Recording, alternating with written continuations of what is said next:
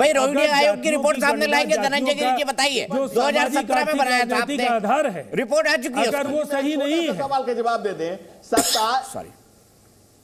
27 column थे तो एक ही कॉलम क्यों रिलीज किया गया, ये जरा बता दें हमको। 26 कॉलम आर्थिक सामाजिक वर्तमान स्थिति, उनके पलायन की स्थिति, उनके रोजगार की स्थिति, और अगर ये किया भी गया तो क्या डाटा है, क्या मॉडल है आपके पास। 18 सालों में आपने क्या मॉडल प्रस्तुत किया कि 2,61,000 करोड़ का बिहार के बजट में सिर्फ 31,000 करोड़ का कंट्रीब्यूशन देने वाले। अरे इस 18 साल में आप क्या कर रहे थे, मॉडल है और आप क्या कर रहे थे?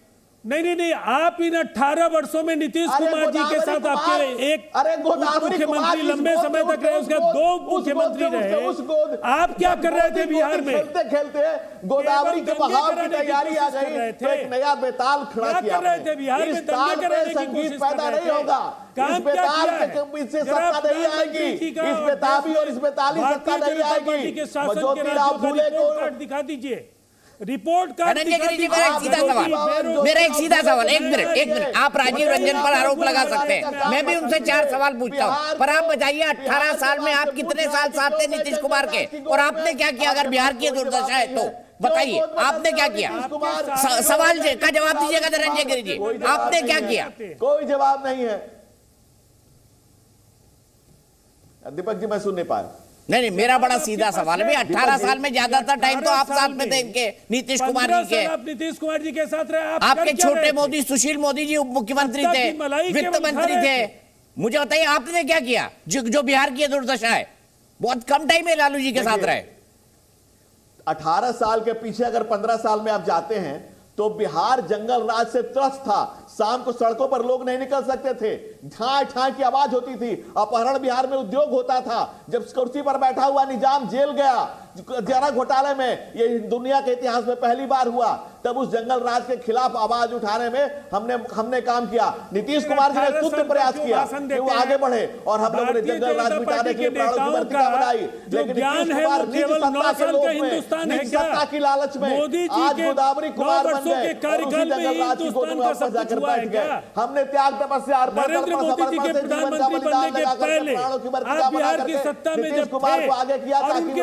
जब दोबारा खत्म करेंगे, राजीव रंजन जी आ गए। डॉक्टर साहब के बाद में थोड़ा लेट चला जाऊंगा। बोलिए धनंजय गिरि जी कंक्लूड करिए। राजीव जी बीच में नहीं, मैंने दोनों से लॉजिकल सवाल पूछ रहा हूं, आप मेरे सवाल को अगर आप प्रासंगिक बताते हैं कोई बात नहीं, मैंने उसी तरह के सवाल धनंजय गिरि जी से पूछते हैं। आप बताइए 18 साल में कितने साल आप साथ थे? धनंजय गिरि जी बताइए।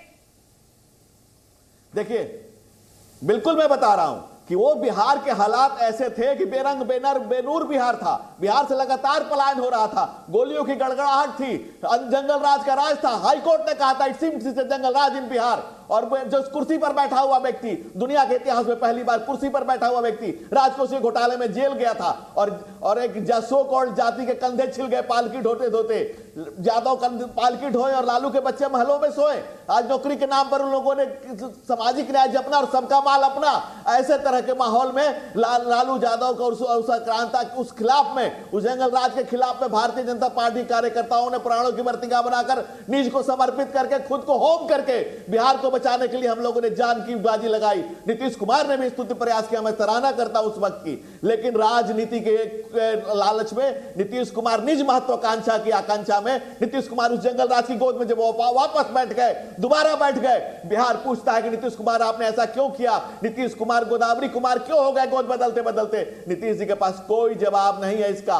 तो सामाजिक न्याय जपना और सबका माल अपना वाले के यहां जब गए, उनके पास कुछ नहीं था, तो उन्होंने बिहार को एक नया सपना दिखाया। मैं भी कहता हूं जिसकी जितनी हिस्सेदारी उसकी संख्या भारी, लोहिया के विचार से मैं भी सहमत हूं, लेकिन क्या जिसकी कम हिस्सेदारी है उसकी हकमारी होगी? क्या उसकी? ठीक है, चलिए मैं एक सवाल राजीव रंजन जी से, फिर मैं सीधे डॉक्टर राजू वाघमारे जी के पास जाऊंगा। डॉक्टर साहब राजीव रंजन जी, मेरा एक बड़ा सीधा सवाल है और स्ट्रेट सवाल है। मेरा सवाल यह कि आप जयप्रकाश नारायण जी के चेले हैं ना, आप उन्हीं की आइडियोलॉजी को मानते हैं?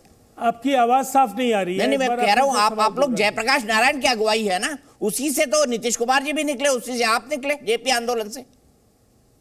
तो जेपी आंदोलन में तो कहा गया था जाति छोड़ो, पवित्र धागा तोड़ो, इंसान को इंसान से जोड़ो, तो ये जातियां कहां से आ गई? आपने जेपी की बात को ही ठुकरा दिया। मतलब जेपी की बात से 360 डिग्री का यूटर्न। दीपक जी, अगर आपका सवाल पूरा हो गया तो मेरा जवाब ले लीजिए। नरेंद्र मोदी जी की पार्टी मोदी जी का सर, मैं जयप्रकाश नारायण जी के बारे में पूछ रहा हूं, से गहरा जुड़ाव था। मैं आपके सवाल, आप इतने बेसब्र क्यों हैं? या तो बाकी पैनलिस्ट की बात सुन लीजिए, नहीं तो मेरी बात अगर आपने अवसर दिया तो सुन तो लीजिए। गिरी साहब बोल रहे हो और तो मैं किसी के पास गया भी नहीं। आप डांटते हो। आपकी जो शैली है, नहीं, मैं डांट, मेरी ये हैसियत नहीं है और ना मेरी हिम्मत है और ना मैं ये हिमाकत कर सकता हूं। मुझे आजकल प्रवक्ताओं से बहुत डर लगता है। पहली बात तो पता नहीं क्या निकाल दे रिलीज में। दीपक जी देखिए, सबसे पहली बात है, नरेंद्र मोदी जी जिस पार्टी और जिस विचारधारा से जुड़े हैं उसका गहरा जुड़ाव बिहार के लोकनायक जयप्रकाश नारायण आंदोलन, या जिसे बिहार आंदोलन आप कहें, जिसकी आग पूरे देश में फैली। और वो तो कहते थे ना भाई, अगर जाति छोड़ो, पवित्र धागा तोड़ो, इंसान कैसे हो गए? आप 360 डिग्री का टर्न क्यों मार गए? मैं तो वही पूछ रहा हूं। आप तो सवाल का जवाब, आप पूरा का पूरा आप सवाल के जवाब में सवाल करते हैं। आप मोदी तो मेरा जी जवाब तो आप सुन नहीं पाइएगा। जी की बात कर रहा हूं। प्रधानमंत्री जी का जो पिछड़ा प्रेम एकाएक जो जागृत हुआ, जन्म से सवर्ण जब वो पिछड़े हुए तो उन्होंने खुद को पिछड़ा कैसे कहा, जबकि उनकी पार्टी उस समय की जनसंघ वो पूरी तरह से लोकनायक जयप्रकाश नारायण के आह्वान पर देश में व्यवस्था परिवर्तन के लिए आगे आई थी। उस दल के नेता प्रधानमंत्री को पिछड़ा बताएंगे, राष्ट्रपति को दलित बताएंगे, पूर्व राष्ट्रपति को दलित बताएंगे, वर्तमान राष्ट्रपति को आदिवासी बताएंगे। ये क्या है? ये सवाल इनसे नहीं पूछते। देश में किसी प्रधानमंत्री ने नरेंद्र मोदी जी की पार्टी जेपी को माने, जेपी के ओरिजिनल चेले जेपी को भूल जाए, यही कह रहे हैं ना आप? जेपी के ओरिजिनल चेले जेपी को भूल जाए और नरेंद्र मोदी जी जेपी जी की बात माने, जयप्रकाश जी की बात माने, यही कह रहे हैं आप? मैं समझ नहीं पा रहा हूं। मैं भी समझ नहीं पा रहा हूं आपको राजीव भाई, बिल्कुल नहीं समझ पा रहा हूं। हम थे नहीं, लोकनायक जयप्रकाश नारायण के विचारों के साथ हम थे, हैं और आगे भी रहेंगे। लेकिन सांप्रदायिकता, समाज के अंदर सांप्रदायिकता कहां गई भाई? यहां जिस तरीके की गोलबंदी हो रही है, ये भारतीय जनता पार्टी ने किया। नीतीश कुमार जी ने जातीय जनगणना के जरिए विकास की मुख्य धारा में छूट गए लोगों को एक अवसर दिया है कि वो सामने आए और उनके 27 बिंदुओं पर जो सर्वे है। मैंने राजू जी को नहीं जोड़ा, मैं अब आपकी इस डिबेट में नहीं फंसूंगा, इसको एक लार्जर पर्सपेक्टिव की तरफ ले जाऊंगा। डॉक्टर राजू जी, मुझे पता है आप रेलिंग पे बैठे हुए हैं और बड़े कष्ट में शो कर रहे हैं, आपका बहुत बहुत शुक्रिया। डॉक्टर साहब, सबसे पहले जानना चाहूंगा, क्या लगता है 2024 में जाति सबसे बड़ा मुद्दा बनेगा? बना पाएंगे आप लोग इंडिया गठबंधन? देखिए, जाति का प्रॉब्लम ऐसा है कि 2024 की इस राजनीति के अंदर भाजपा के पास कोई भी मुद्दा नहीं है, भाजपा के पास एक भी विकास का मुद्दा नहीं है। तो 2024 का ये जो राजनीति का जो माहौल है, तो इनको धर्म और जात को लेने के बगैर ना इनको कुछ करने को मिलेगा, ना ये कुछ कर सकते हैं। इसीलिए इस मुद्दों को लेके, जाति के मुद्दों को लेके भाजपा मैदान में आ रही है। इसीलिए कांग्रेस पार्टी ने, हमने क्या कहा है कि भाई जिसका जितना हिस्सेदारी रहेगी, उतना हिस्सेदारी उसकी रहने के बाद उसको उतना हक मिलेगा। ये मुद्दा लाने की ज़रूरत इसके लिए पड़ी कि आरक्षण के मुद्दों को लेके भाजपा को किसी को भी आरक्षण देना नहीं है। भाजपा को आरक्षण के सिर्फ और सिर्फ कैरेट्स दिखाने हैं, चॉकलेट्स देने हैं लोगों को, ना एक भी आरक्षण के मुद्दों के ऊपर उनको काम करना है।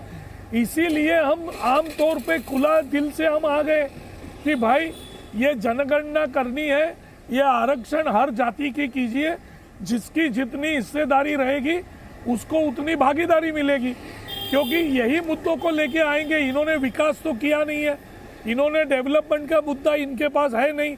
किसानों का जो इन्होंने बातें कही थी, किसानों को जो प्रॉमिस किया था, वो पूरा तरह से इन्होंने बेकार कर दिया। उनकी आत्महत्या हो रही है, जो विद्यार्थी है वो बेरोजगार है, महिलाओं की सुरक्षा किधर भी नहीं है। तो किस मुद्दों के ऊपर 2024 में प्रधानमंत्री मोदी जी और भाजपा इलेक्शन में आएंगे,